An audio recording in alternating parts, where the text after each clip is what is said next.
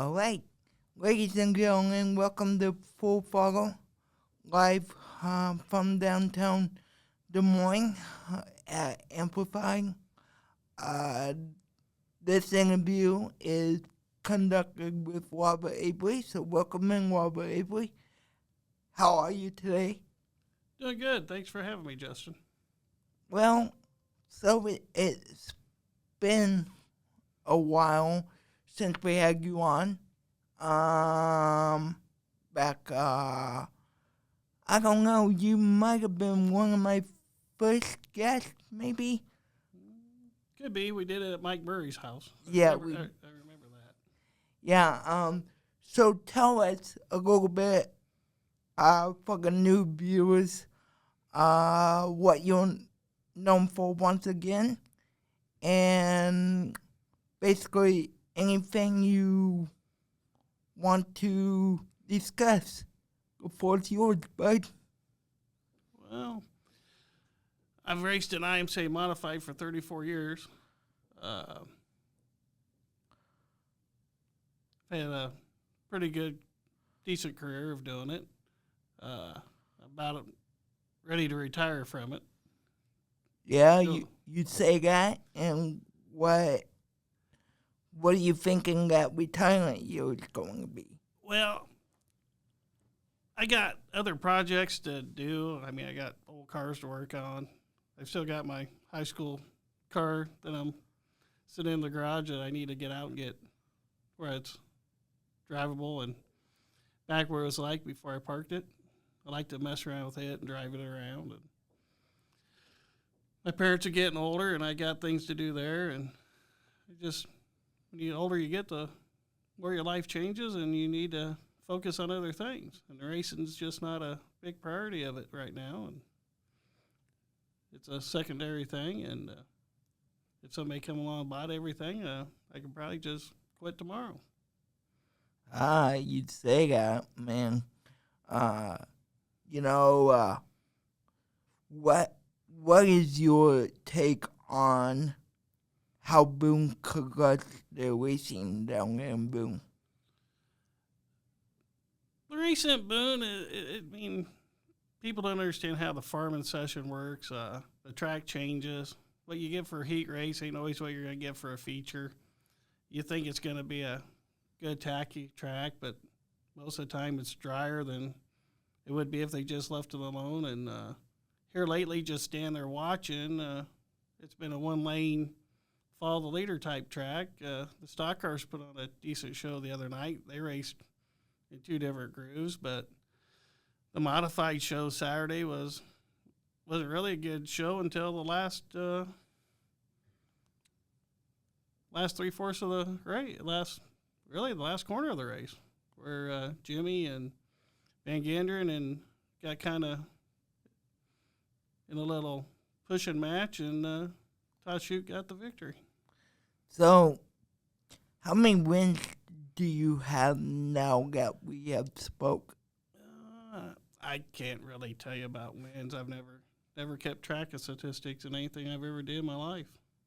Right. When I played Little League, I never cared about batting average, never cared about home runs, never kept track of anything. I couldn't tell you a record of anything. I mean, I've won some races, but to give you a total, I couldn't tell you off the top of my head.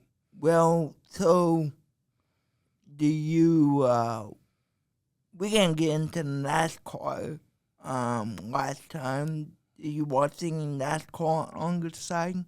No, be honest, I don't watch the NASCAR races. I don't watch any sports really anymore. I mean, they've changed the rules so much that I don't really like the new game.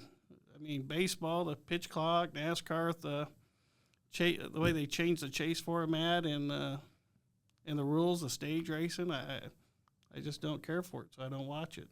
Yeah. I haven't really watched or been to a race since we gave up our Bristol tickets. Oh, really? Yeah, we went to Bristol, had season tickets for 20-some years and gave them up because just couldn't get into it no more. Yeah. And So what's your plan moving forward for your racing career? I know you said you're looking to retire, but do you plan on racing Uh, at all this year? Or? I plan on going this weekend. As long as there's a car sitting in the garage, I'll go a little bit. I don't know how much, but if something comes up that I need to do, I'll do it before I go to the races. I'm not going to be dedicated to it. I'll probably go 10, 12 times maybe 10, 12 times? in a season. I mean, I've done it for 34 years. Yeah, so talk to us about some of your rivals at Boone Speedway or Well, some of your memories. got a lot of fond memories. I mean, racing against John Logue, Bill Davis, Dave Farron, Wayne Larson. I mean, they were special moments. I mean, especially at the peak of their careers. I mean, when I started at Boone, you had 5, 6 guys that were or could be national or was regional champions. I mean, to pick a special moment out, could be winning season championship race, starting in the middle of the pack and beating Joe McBurney to running second to John Logue, or just racing neck and neck with Farron or Bill Davis or Larson for a spot. I mean, there's so much competition there, it's just hard to pick one thing out. Yeah, well, so just a couple more questions and then we'll wrap this up. So who do you want to thank while you're back on Full Fargo? I always give my guests time to thank people. Oh, I got to thank my parents for giving me the opportunity to help me do this. My dad for giving me time off work to do this. Dude Thompson helped me out a lot in my racing days. He was a good mentor. John Logue, he gave me a lot of good advice over the years. I mean, the list can go on and on. Axel Andreessen, I mean, if I had problems with a motor or something, he'd give you advice on how to fix it. I mean, Billy Davis Jr. and Sr. I mean, they were all those guys that you think about were good mentors and good people in the racing world. So, I mean, I guess, what's your advice for people that want to get involved in local racing, like up in Boone? You know, I got a friend, Michael Miller, who races Sport Modern, and you probably know him. And I've seen him, but I've never talked to him. My advice to a youngster is take your time, get the respect of the other drivers. Don't push the issue where you lose the respect of the guys. I mean, race them like you want to be raced. There's things I seen from when I started, what you guys do today, I would never done racing against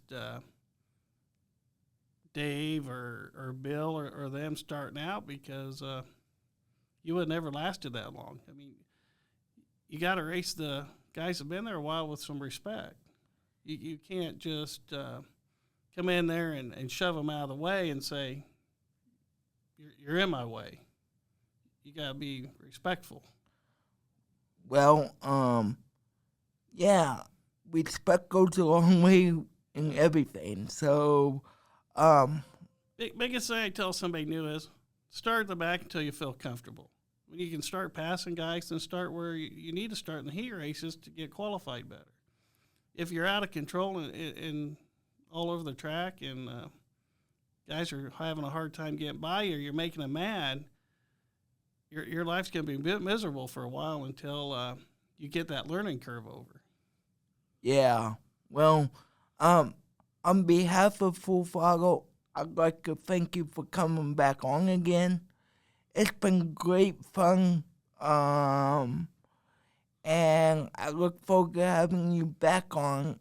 And on behalf of Full Throttle, I'd like to thank Amplify for this time with Robert. And we'll see where we go on the next episode of Full Throttle. Remember, click that subscribe button if you're new. Hit that like button if you like this content. And please let us know if there's anybody else you would like us to interview at Full Throttle. This has been Full Throttle, live from downtown at Amplified. Goodbye, everyone.